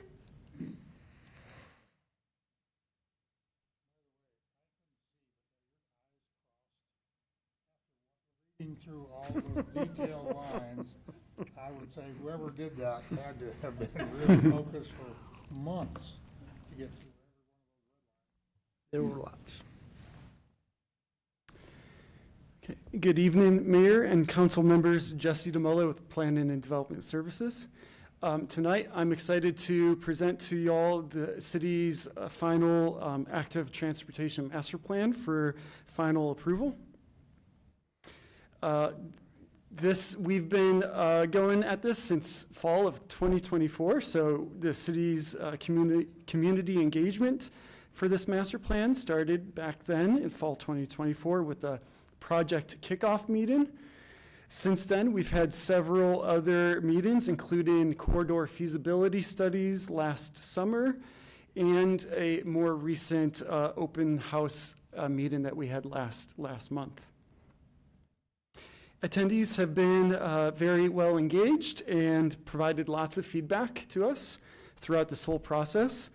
We've had very positive reception. I'd say this engagement has yielded more than 550 individual touch points through surveys, public meetings, outreach, and digital engagement online through our city website too. Following the conclusion of the public engagement, the city staff completed a series of targeted refinements to improve the clarity of the master plan. So I'm going to go over a brief overview of the document. brought a hard copy of it tonight, but also it's in your packet. I think it starts somewhere close to page 717, but I'll refer to that later. So chapter 1 introduces the history of bike and pedestrian planning in College Station, establishes the community vision, and highlights emerging trends in the community and in the nation, such as micromobility. Chapter 2 explains or evaluates how people move throughout the city by examining current demographics, existing infrastructure, and the rise in popularity of micromobility for first and last mile connections, key destinations, and also documenting the addition of more than 300 miles of active transportation facilities since 2010, since the original Bike Ped Greenways Master Plan. So that, I believe that is, starts on page 717 of the agenda packet. Here I'm showing a picture of University Drive going out towards Veterans Park. The original master plan did a great job of getting facilities on the ground, whether it be bike lanes, sidewalks, bike routes, and so on. So quantitatively did a good job of that, of getting the mileage. But with this new master plan, we want to look qualitatively at the city, at the quality of these facilities and how users actually feel while using the facilities and how they can be improved. Chapter 3 combines community feedback with technical analysis, including crash data and a brand new analysis called level of traffic stress, or LTS. This helps identify areas where safety and connectivity improvements are most needed. This table, table 3.1, shows the annual severity of all active transportation crashes over the past 5 years. You can see in the table below, the second to top row is fatalities, then serious injuries, then minor crashes, and then followed by the total there. And you can see the increase over time. There was a big jump from 2023 to 2024, but actually that was mostly pedestrian conflicts. It is in the next couple of pages in the document, it breaks out more specifically pedestrian conflicts, bicycle conflicts, and micromobility conflicts. We have June 11th, at the next city council meeting, we have a special workshop on micromobility, and we'll go a deep dive into all of this crash data analysis and tables. So really, we wanted to identify where the conflicts are occurring, come up with a list of solutions, and then also in the master plan, we have action items that can come out of this master plan for future projects. This is bicycle crashes map. This just how we received the data from TxDOT system. They include e-bikes into this data with just traditional bicycles. And you can see red being fatalities, yellow serious injuries, and blue is other or minor crashes. You can see a majority of it happening close to campus. We filtered out the ones that are the dark gray area campus. We filtered those out so that we could focus on city streets and TxDOT streets too. But yeah, you can see the majority of them on Texas Avenue, George Bush Drive, even though maybe a lot of those happened before the vertical separation was installed on George Bush. These accidents factored into your level of traffic stress LTS system, but they weren't the only thing. Is that correct? So actually, those were two different efforts, the crash data analysis and the LTS, but you can see you can see patterns between the two. You can see on higher stressed roadways, more accidents. Thank you. So back to chapter 4. Chapter 4 focuses on how we move from planning into actual system design.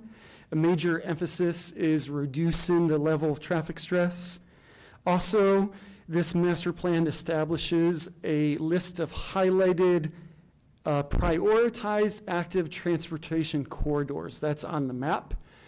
This was first mentioned in the comprehensive plan, but this master plan has taken it one step further by actually highlighting those routes. These routes tend to be on collectors that run parallel to higher classified roads. So for example, Fairview, Welsh, and Jones Butler Holloman run parallel to Welburn. So what this chapter is saying is in the urban core where we see a lot of active transportation use going towards campus, we should encourage these corridors to be prioritized to be safer for vulnerable roadway users so that they can get to their destinations safer. And these were selected purely based on crash data? It was selected in various different factors, but basically they all, you can see the pattern of this is in the urban core, lead into campus where a lot of active transportation users are. It's a very key destination, and also running parallel to major arterials. So, yep. I've commented publicly and in transportation committee meetings repeatedly about that Texas, like where Walton's on one side and then the university, Yes. New Maine's on the other. I mean, during the school year, there may be 30 to 40 different per light cycle around 8:30 in the morning. I'm just surprised that did not. Do we have any data that is auditing like where the micro mobility, what are we calling this? Did I say that right? Where that is occurring? Do we have anything that's not based on crash data that's more, observational or somehow tracking what's going through those areas? Like traffic counts? Yes. We do not have that yet, but that would be that would come out of the master plan as to get. We do traffic counts for vehicles for like traffic impact analysis, but we currently don't have traffic counts for active transportation users. But there's definitely an ability to do that in the future, and there's a need for it too. Okay, I 100% agree with that. Thank you. According to your comment about Walton, I know Lincoln is drawn. Lincoln is drawn to Texas, but there is no way for active transportation users to cross Texas Avenue there where Lincoln tees into it. So there's the understanding that they would need to make the jog over to Walton to cross at Walton. That's the main crossing. That may be the reason we have so many over there. Yes. Yep. That's the signalized crossing.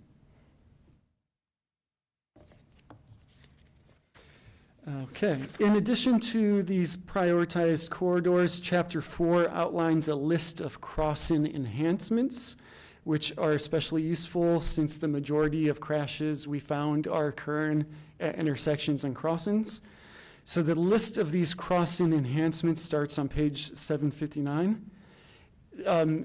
There's pictures in there too for examples of refuge islands, curb extensions, bulb outs, Dutch-styled protected intersections, raised crosswalks, traffic calming measures, and so on. So we have images of all those in there. And then at the end of Chapter 4, I just want to call out one specific action item, which is to closely analyze where street intersection improvements are needed to increase safety and connectivity. We already have the LTS for crossings. We just need to take it to the next step and actually get projects on the ground for improving those crossings. Chapter 5 shifts from physical infrastructure to long-term system management through policies, programs. We have educational programs, encouragement programs, health and safety programs, and partnerships. This picture is from one of our community bike rides in the past. And so all of this would help support implementation, education, and the continued safe use of the network. And finally, Chapter 6 establishes the roadmap for delivering the plan through project prioritization, performance measures, funding, and phased implementation to help guide future decisions. This was our most recent, our first annual Jingle Bell ride there. We had a great turnout for it. The community loved it. We were in Central Park just as the lights came on. It was a great turnout, and we're looking to expand these community events and incorporate even bike safety classes and education too. And it's a great opportunity to be involved with the community through these. With that, I will conclude my presentation. Any questions, comments are welcome. City staff is seeking final approval on this from the council this evening. The BPG Advisory Board met on May 11th and recommended approval 6-0, and P&Z met last week and recommended the same. Thank you. Thank you very much. Let me just turn to Councilmember Schaefer, since he has been probably more intimately involved in this last part than any of us, and your committee certainly has recommended it forward. Do you have any comments before we go to more questions? No, I don't, Mayor. I have, as you pointed out, I've been along for this ride, pun intended, and I think it's been a very well thought out process. Jesse and Jason and Carl and Joe, they've done an amazing job gathering input, being very deliberate about the decisions that have been made. I think the committee's been involved regularly, given a lot of input, feedback. I think it brings us into sort of this new era of micromobility. It's beyond just walking and riding bicycles. This is something the group has been concerned about. We've seen some issues with safety related to that in the committee, and this group of planners is very aware of that. So I think we'll continue to make strides in that area as this technology continues to move forward. But I guess my comment is I'm really pleased with it, and I think it's I'm very supportive. Very good. Mr. Yancey, you had some questions? Yes, sir. Thank you, Mayor. I apologize in advance. My questions are going to transcend the 800 pages. Hopefully not 800 questions. Yeah. I recognize the massive amount of work that went into this, and at some point I'm sure Anthony's going to want to come up here and answer some of my questions. But just to point out a few things. The folks in Southside know that embedded in here, a couple or three of their streets are going to go one way. Is that right? That is not a part of this plan, although we did last summer. We had the corridor feasibility study, and we looked at Fairview and Montclair as part of the prioritized active transportation corridor. And the public was involved and notified of part of those design concepts that were presented. That's in here somewhere, though. Which one is it? The comp plan or that document, the active, or it's in here somewhere, I'm pretty sure, but never mind. The folks in Pebble, they know that it's going to go to collector and that it doesn't go through based on this, correct? Correct. And you got a mention in here of College Hills with more density, that we're seeking more density in College Hills somewhere. Addressed in the comp plan? What was the section in here that was dealing with specific neighborhoods? So our neighborhoods would be Chapter 3, Strong Neighborhoods. Nothing is coming to mind immediately. Do you have a page or? I don't, and I apologize. I'll just move on because I want to get through these. We mentioned in here someplace about repurposing on-street parking to biking facilities. correct? I'm just curious how, from a planning perspective, we handle removing on-street parking to add those bike lanes. We have a process for that, I assume. Yes, and that would all be, before it's removed, it would all be a part of the public engagement for that neighborhood. Okay, great deal. And I'll get to my specific pages so that I don't get lost. Neighborhood traffic management. By the way, I think this is an excellent plan. I've just learned on my time on council that when we retire plans or we enact new ones, there's almost always real-world policy implications down the road as you guys set about the process of doing your jobs and implementing these plans. So that's why I'm asking these questions.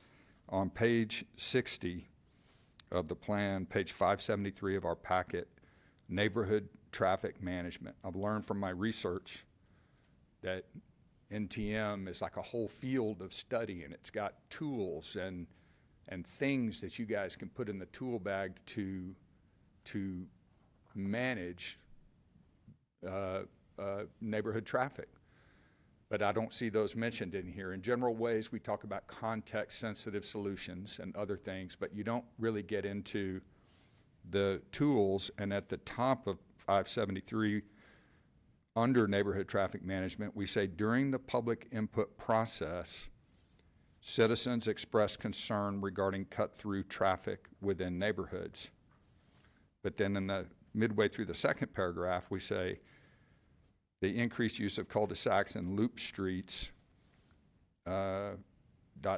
paraphrase, discourage connectivity, which causes difficulty when distributing traffic volume. So we identified that the citizens have a concern, but then we turn right around and we kind of counter that, you know, it's almost like we're paying lip service to neighborhood traffic management, or NTM, this field of study. We go on to say on page 575, connectivity in and around neighborhoods should be encouraged to help disperse traffic rather than funnel it onto one or two major roads. So I guess, you know, under your solutions section, or at the top of page 607, at the very bottom of page 607, there's a lot of verbiage there, the very last paragraph, that basically gives us flexibility, but not in a specific way. It just kind of pays general homage to some of the things we might do. Now, at the very bottom of page 609, you say guidance documents from the Institute of Traffic Engineers, ITE, which is where neighborhood traffic management mainly lives, right? The American Association of State Highway and Transportation Officials, AASHTO, and the National Association of City Transportation Officials, NACTO, should be consulted for proper and safe application of these components. I guess what I'm looking for is an assurance. There's obviously a bias towards new urbanism and seamless connectivity throughout this document, a very, very strong one. And we use the term neighborhood traffic management, but we don't really define what it is and some of the flexibilities and tools that it might offer us. Here he comes. That it might offer us to manage some of these problems that we do get in some of our neighborhoods. And so talk to me about how we can ensure there's not a downstream repeated policy impact of us not really in a meaningful way giving you guys the flexibility under neighborhood traffic management to address some of these problems onesie twosie as they come up. Mr. Armstrong, if you want to answer, I would also like to comment on that, but my only comment is that a lot of the very specific tools you're talking about are not going away. They are available and they will be used in the planning process, but this is a comprehensive plan. It's not including every tool that exists. So I think maybe that's what's not maybe clear in this, is that the tools are still there. All of the very specific tools that staff has available through procedures and processes that we have regarding parking on streets and when you remove it, regarding where you put buffered lanes in and where you don't, all of those kinds of things. To me, you don't put all those tools in a comprehensive plan. But I'll let Anthony explain his view of it. That's how I take it, that we're dealing with a very updated comprehensive plan, and I don't deny that it's got some language in here that's tied to the direction that the city is developing and growing, and that the engagement process that they went through guided them to. But I don't think we've missed the mark with regard to throwing out a bunch of tools that are available. They're still there. Well, and it is a policy matter, so maybe I should have levied that question at you. But, I mean, to me, it's a pretty strong statement to say citizens are concerned about this. Right.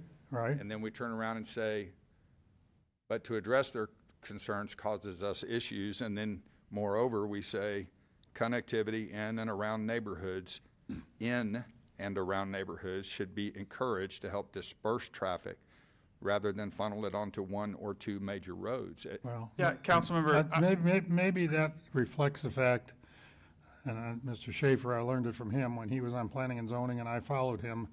We had a lot of discussion about cul-de-sacs and the problem of cul-de-sacs backing up to each other, not having any connectivity, and breaking the distance that you could have waivers that people were asking for. As I recall, some of the solutions were, well, you might have cul-de-sac back up to back, but you would have a bike lane or a pathway between the two cul-de-sacs so that you wouldn't have to walk 1.5 miles around. You could go between the homes on a dedicated connectivity. So we had a lot of discussion about that, and that I don't think that modern planning necessarily would suggest, yes, citizens don't like a lot of cut through. I don't deny that. But at the same time, the underlying fundamental idea of moving traffic and dispersing it is very real. And it's really important for the city to be able to spread the traffic out. So you can't have 2-mile-long streets with nothing but cul-de-sacs off it next to each other and not have any connectivity between them. That's, I think, maybe I'm biased, obviously, by 6 years on planning and zoning and having debated and discussed with developers who were laying out new communities and wanted a block length waiver because they didn't want to have to break the block every 400 yards or whatever the number was because of the topography. And quite often we gave waivers. We gave a lot of waivers because they made sense. But you still had a plan that you had to give them a waiver to break that block length. So I think that goes back to the heart of your concern. Yes, people would prefer not to have any traffic in the neighborhood but themselves. That's why people, including me, like to live on a cul-de-sac. But I also recognize that a cul-de-sac goes very long.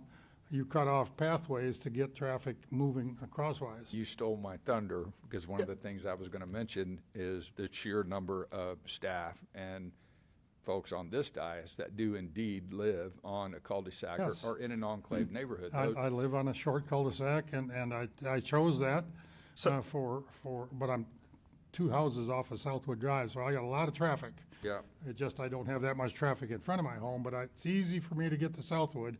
I wish they built Longmire through years ago, and then it wouldn't be so much traffic on Southwood. But it's a planning thing, and I don't think it's something that the comprehensive plan can directly deal with, other than acknowledge, which they're doing in that plan. They're acknowledging that people said this. I guess, Mayor, if you guys would let us, I think if we could get on the staff side of it, I know y'all debate a lot of this and probably in perpetuity, but I think a couple of things you said, I think, need to be clarified, and these guys know more about it. So if you look at neighborhood traffic management planning, it will tell you that you need streets that carry high volume.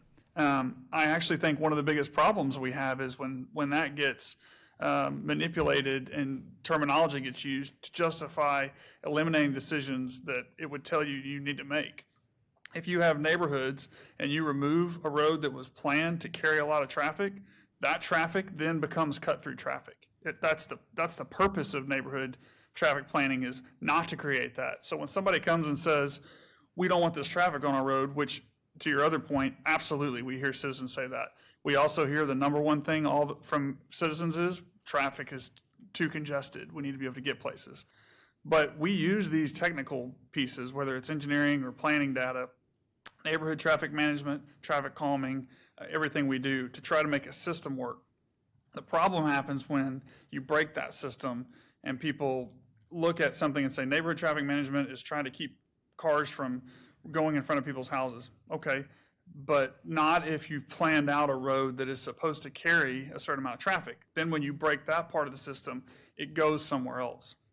So I think the way that we have this set up, you're right, in that it doesn't necessitate a specific process, but from a technical aspect, the way our planners and our engineers carry it out, the way they do it, the same way we don't put all technical stats, in everything we do. But I think the case to be made here is every decision you make on a one-off, outside of the way you really should plan from a traffic perspective, has a downstream effect. That's the reason these planning manuals exist. And I would just say, not just here, but routinely, we make very technical recommendations that get absolutely set aside, and that's politics. But I don't think we've ever been in a scenario where I've seen somebody actually pull a real technical question out and say, well, you're making this based on kind of this goal of connectivity. And honestly, connectivity has to happen. I mean, that doesn't mean every street has to be gridded and equal traffic flow, but if you don't have certain streets to carry more traffic, then it will be cut through. Absolutely, there's no doubt. All of this is a matter of degree, and you often use that statement that if you do this over here, then you're going to have this over here. And I push back on you in some areas. I do not. Yes, I agree with you wholeheartedly relative to this topic.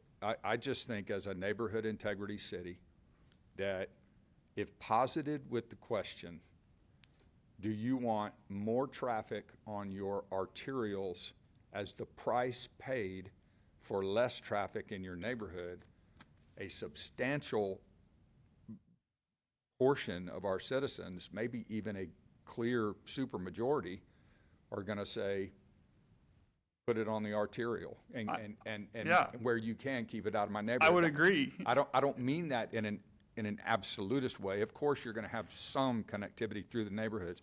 And to round out my point, it just feels to me like, from a planning perspective, our biases somewhere along the years became this pure grid pattern, seamless connectivity, and staff go to that policy bias created perhaps by councils past and maybe by this one.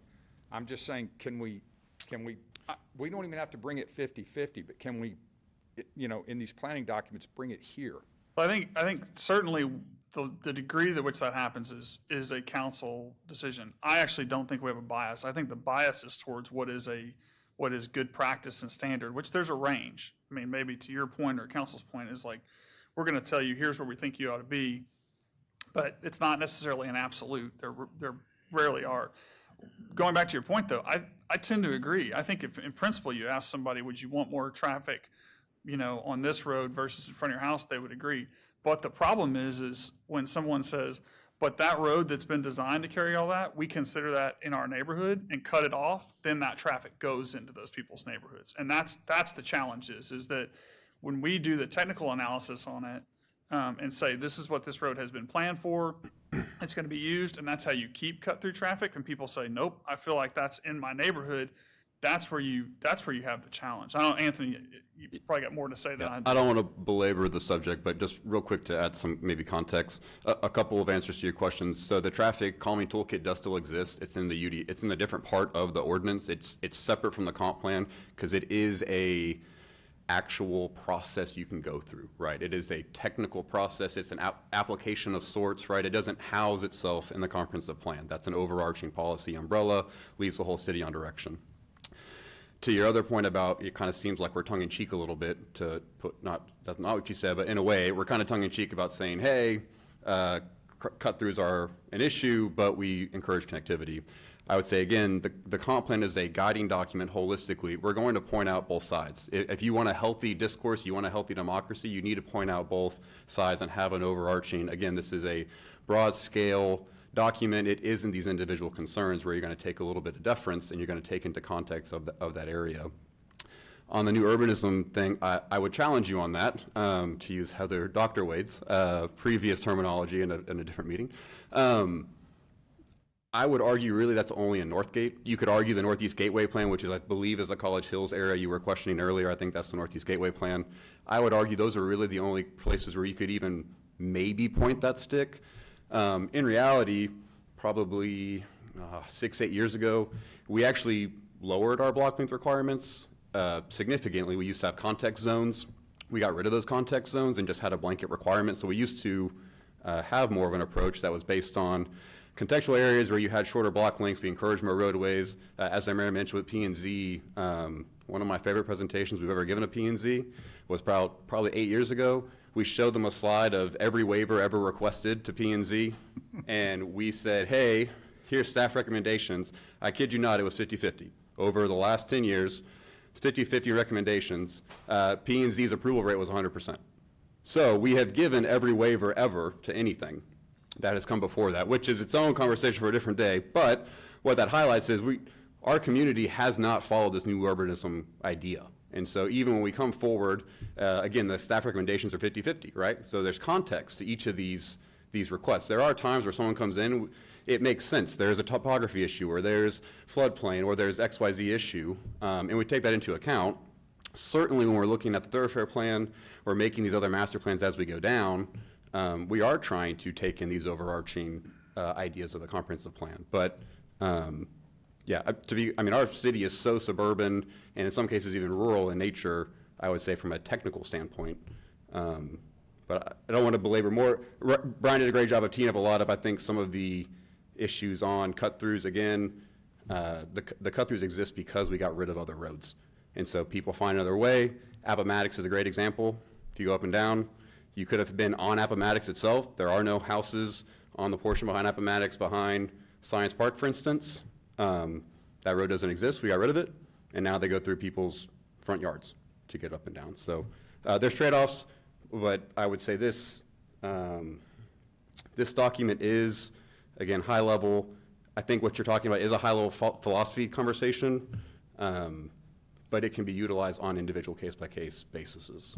I also Wonderful want to stuff. add something Thank on this. We're talking some about the new stuff. I think one of the things we see, all of us see, is because we have older neighborhoods, especially right around our downtown, you see this. So it's not even just necessarily that a road got taken off or cut off. I mean, those big roads exist. Texas is as big as it's going to get. Welborn, we're going to expand it. But you see all kinds of cut through there because you've got people coming into that place. So now you don't really have we're not creating anything by a policy decision. We're just stuck with this situation we have to deal with. And I think that's where you do see some of these one-off is like, how do you handle that? And it's also the toughest because when someone comes in, a group of people come in and they say, hey, we're seeing this on our roadway, and council or staff is trying to respond to that. We also know that there is going to be some tertiary effect. So that's the really hard one to try to deal with, much harder than saying we've got this new thing that we're developing or even a relatively existing situation that's been planned, and what are we going to do? Well, then we can do something alternative to what we thought. But in our older neighborhoods especially, as people are coming through that, you're in a tough spot. And I do think that and I think we have largely followed it by expanding Texas and now expanding Welborn, kind of all agreed we're going to have to deal with some more traffic on these big roadways versus coming through and kind of plowing big roads. I mean, you have Welsh and you have some that carry it, but we haven't gone through and said, hey, we're just going to shoot this new road all the way through. And as a result of that, you see a little bit of it. But as the density has risen within those neighborhoods, now you have a traffic problem internal to it. So I think those things you really do have to consider. Probably if you're talking about where does it fall on that, there's the technical side, and that's where it really starts to push over onto the policy, where the council has to say kind of, here's how we want you to deal with this because this is the way it feels. Okay, Mr. Yancey, you can respond to a minute or two on this one and then move on to other questions you might have. I'm good. I just want to say to the city manager and also particularly to our presenters and to Anthony, thank you for the philosophical part of the discussion. And I think Brian hit the nail on the head. We've got these grid patterns neighborhoods with seamless connectivity, and then we've got enclave neighborhoods. We're a very diverse city in that way. I guess one of the things I worry about, and I truly worry about it from y'all's perspective, is all over town we have these dead ends that are meant to be future connections to Greenfield or Tony Jones, God rest his soul, his neighborhood at the corner of Rock Prairie and Bird Pond.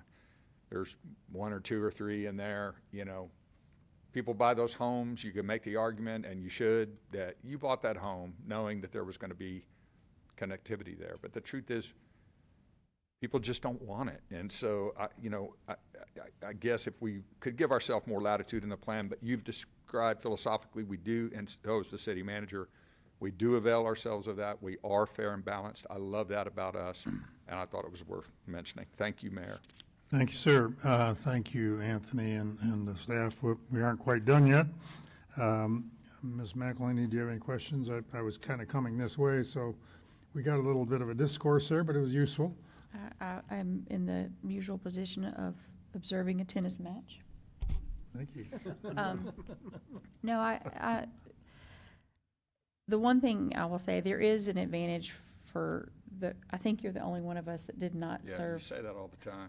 Well, there's a point to that, because like Anthony said, there are waivers, and I do know on planning and zoning that there is an abundance of attention paid to connectivity. I think it's because you kind of get a bird's eye view of if you're on it long enough, you get a bird's eye view of what happens when you cut something off. And I have exactly 2 votes that I regret, and one of them has to do with connectivity, because I see the unintended consequences that came down the road that staff probably saw. I did not, as a new planning and zoning representative. So I like having the bias be toward connectivity and us be intentional about when we remove it. There are decisions that are made. Obviously, we encountered that recently. But I think the system works. I think that there is opportunity for someone to come forward and request a waiver. And as Anthony pointed out, the commission is usually very generous with those. They may require some additional stipulations, but in general, they're supportive of those waivers. I am glad the plans come together. I'm excited to hear the one that you brought forth, Jesse, and I am looking forward to seeing how all this rolls out into new initiatives and policy directives over the next few years. So great work, a lot of work, and y'all were like producing new humans and all kinds of things during this period. It's a lot of work and a very meaningful time in your lives. I appreciate the effort. Thank you, Ms. McElhaney. Mr. White, do you have any comments? I just want to remember we still got to have public hearing, but go yeah, ahead. No, I just want to echo. Nobody signed up for yeah, it. Mine's going to be very short. I just want to echo that. Thank you so much for all the hard work. I really appreciate it. It's a great guideline to how we make decisions in the future. I appreciate the implementation from our April meeting, moving Pebble Creek from a minor arterial to a major collector. I thought I heard in the last 15 or 20 minutes, not sure who made the comment, but I thought I heard that, that's still going to be a connector. So maybe I misheard that or something, but if you go back to Councilman Yancey clarified that while the classification was changing, it was also not connecting, which is correct. Okay. So it is not connecting. My fault. I misheard. That's what I thought. Thank you all so much. And just for the sake of it, I will restate that while the classification is changing, Pebble Creek Parkway is not connecting on, as was council's direction. Are you sure about that? Unless you guys are going to take a different vote, I'm sure. We're not going to go there tonight. Hey, great process, and I think as you reported, we had reviewed the existing conditions of the comp plan a year ago, 9 months ago, and it's been updated some.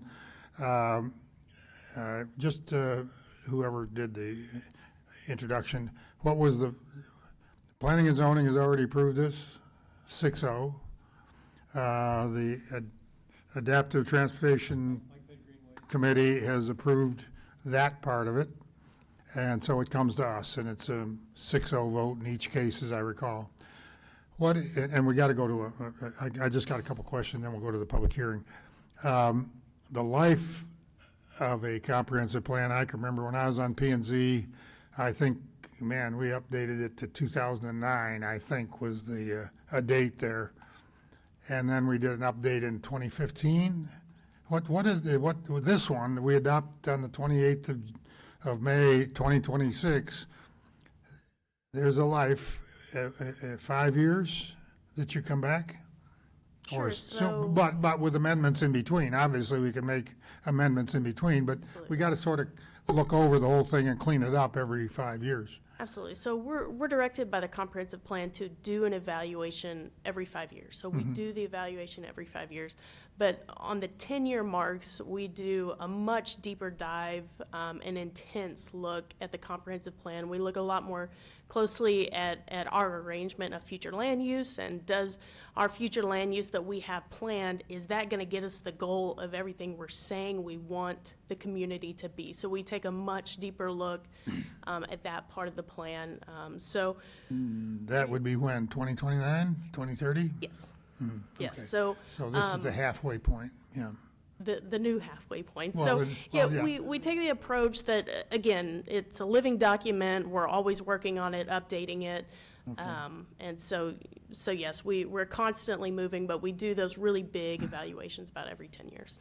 Okay, thank you very much. I'm going to open the public hearing because this is an item subject to a public hearing. I had no one sign up to speak, but I think the council raised a number of useful thoughts and comments, and carefully deliberated what you have brought to us, staff has brought to us, and frankly, the engagement process and the public have brought to us.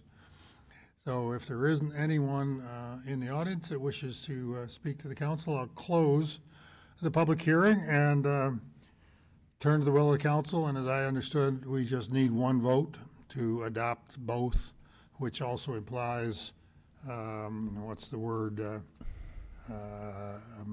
eliminating or expiring a bunch of others. So given the caption. I was going to move approval. Mr. Schaefer moved approval. Ms. McElhaney seconded. Any further discussion? Seeing none, all those in favor signify by saying aye. Aye. Opposed? Motion carries unanimously. We have updated documents and a brand-new idea about adaptive transportation master plan. I thank the committee for bringing that forward as well. Yeah, Mayor, and just want to say real quick, I'm glad there's some conversation about it, and I think one of the things that got said is very true. This is how staff operates. So a lot of times what happens, I'm going to say this for the benefit of all these people who do this work, when items come forward, they're controversial, the plan is the plan. It is not the absolute, y'all have to make it. But I think it is really important for people to understand that a lot of work goes into these plans, and that is how we operate. And so it is important to flesh this stuff out as much as we can before it becomes the thing, because now all those people who've been working on it are going to go, and when items come forward, they're going to try to carry them out accordingly. And I think it's important for people to know that and understand it when something comes forward. So I'm glad we got to have the discussion, and I think it's always time well spent. Thank you. Frankly, I appreciate your comments and appreciate all the staff work that's gone into this. We're moving on to item 9, which is items of community interest in council calendar. The only item the council calendar is up in front of you, but I just want to make note of the retirement of Scott DeLucia, who has interviewed every one of us up here a number of times, and over his 59-year career on the radio has probably interviewed thousands of elected and other appointed officials, and has always been in honest inquiry of things that the public is interested in, and he has great insight into this community. Sorry to see him go, but happy to know that he's in good health. He and his wife plan a pleasant retirement. Hope that all of you get a chance to say hello to him at some point and wish him well. May I augment your comments? Please do. I agree 100% with what you said, and as the only person on the dais who ever worked for the city of College Station as a staff member. I had the pleasure of being interviewed by Scott DeLucia the first time as public information officer 35 years ago. So the guy's a real fixture in the community, and I don't know how in the world, like you said on the radio, how they're going to replace him. I don't know, but Well, they're working on that plan, and it'll be a different program, but I was assured by management and others that WTAW still has a very strong commitment to being engaged in the community and its governance and overseeing and elevating issues that we need to be discussing and making sure we don't just slide by. So I'm sure whoever it is, they'll catch us. And I believe the city manager will be on the show towards the end of that term and share our best wishes with Scott as well. Yeah, I got some things to talk to him about before he gets out of here. Some of them on the radio, some of them maybe not so much. Mayor, I just wanted to point out, obviously, got some really great events coming up, and they're on the calendar, so I won't hit them all, but 4-H is in town. We've got the track and field. We got the soccer match. Just a really outstanding summer for College Station residents and staff doing all that work. I also wanted to point out we had the International Town and Gown Association conference here. Mayor and Councilman Schaefer spoke at it, and I know others attended, and that was really well received. A lot of universities and colleges throughout the SEC and the country coming in, and had a fantastic time on our staff, certainly all the folks at tourism, and specifically Barbara Moore and Taitlin Morris Weiss really coordinated that, and was a really cool effort and a great organization, and one of which I think we show up really well, and got to have a lot of folks see College Station, Texas A&M, and appreciate our folks at A&M for making that happen too. Very good. Yes, it is a busy month of June and probably into July and August as well. Any other comments on item 9, community interest council calendar, or shall we move forward?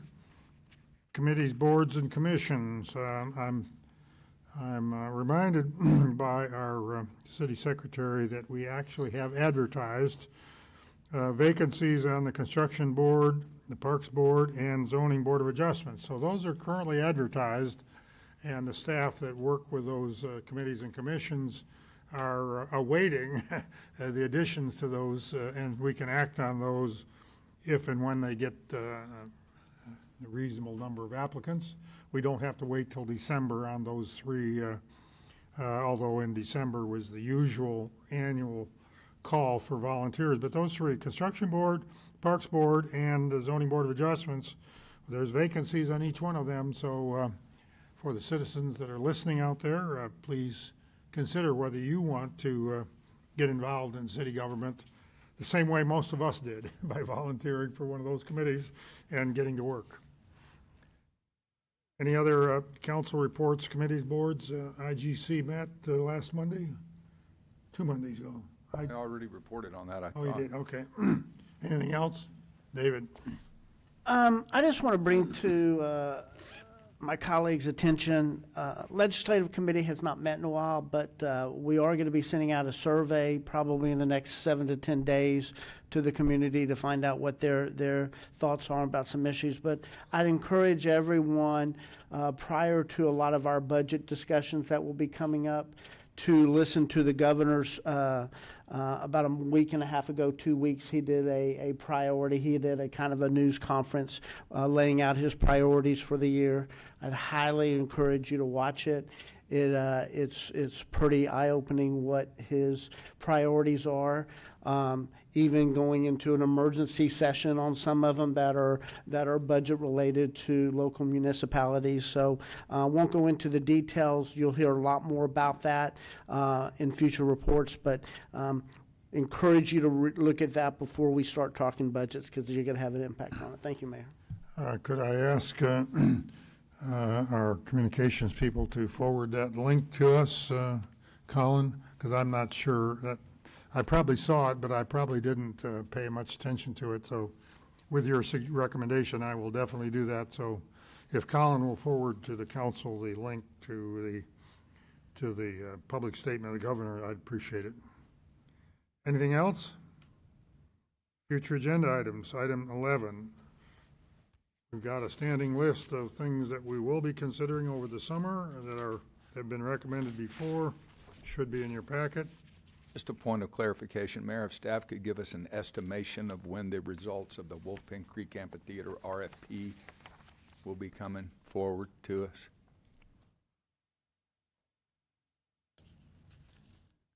They're checking. Yeah, and we get them back in the next couple of weeks, so I'm not sure the exact date, so. I thought it had been closed for a couple of weeks. Still open?